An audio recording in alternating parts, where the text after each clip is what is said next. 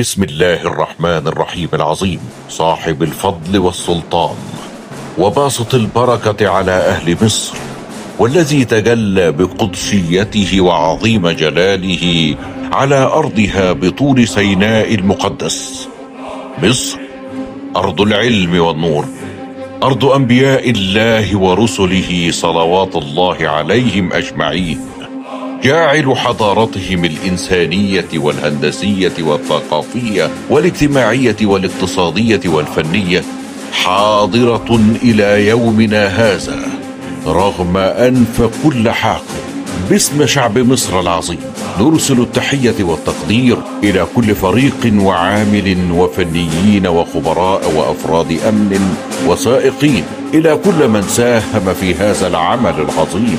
تحية إلى الأبطال، وتحية للقيادة المصرية الواعدة التي تؤسس من أجل إرساء حضارة مصر العظمى 2030.